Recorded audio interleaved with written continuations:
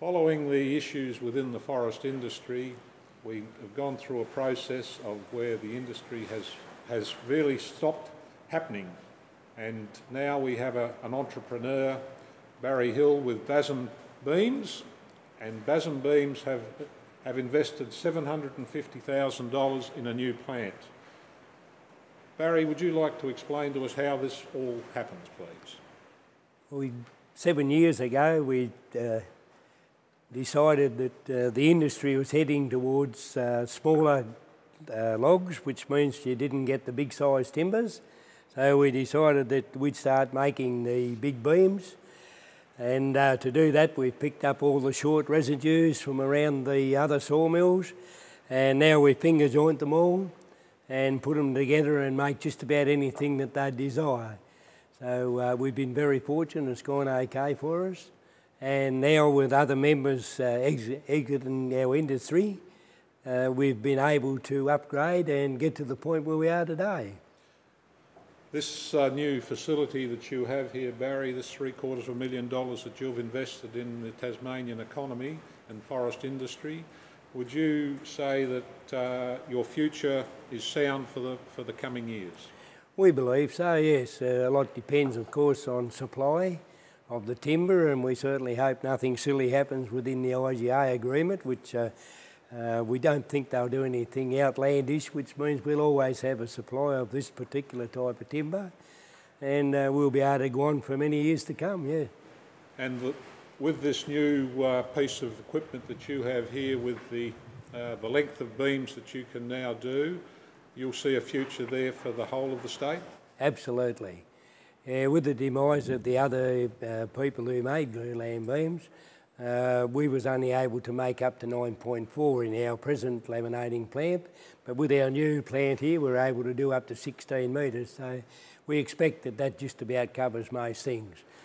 Has that increased the area of where you can supply? Are you now supplying statewide? Yes, we're just about covering Tasmania, being the only ones left doing glulam stuff in Tassie now. We're supplying the whole state at the moment, and we're very pleased to be able to do that.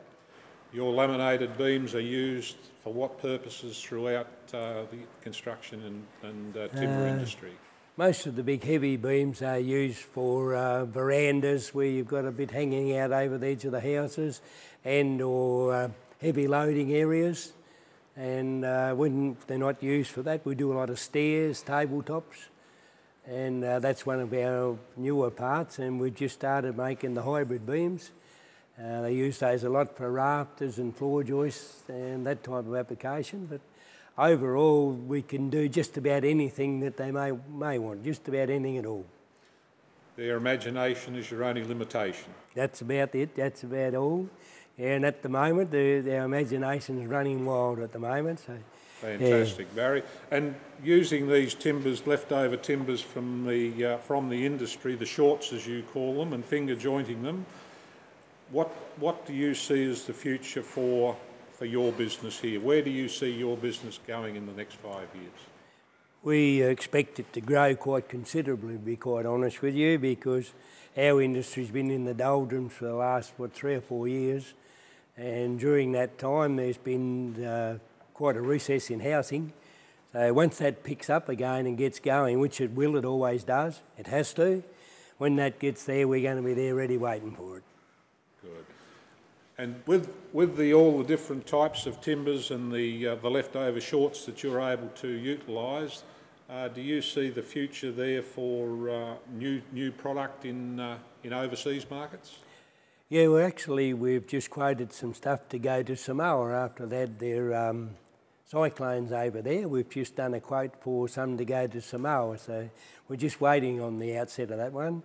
But we're hoping we can get some over there. It'd be quite an interesting exercise, to be honest. Yeah.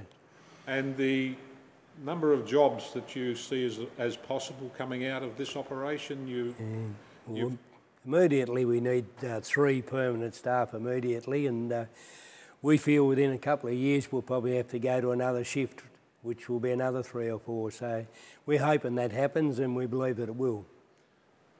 $750,000, a big investment in this time in your life, and it's great to see this this happening in the local economy, and people that do have confidence in the forest and timber industry. Well done. Thanks, Kevin. Yeah, and it's always nice to see somebody come along that stand as a candidate for the Legislative Council that shows such an interest in our industry, because at the present times there's not too much interest in the forest industry other than shutting it down, but we're not going to let them do that. Between us, we're going to keep this industry going and make it strong like it always has been. Absolutely. Yeah. Absolutely.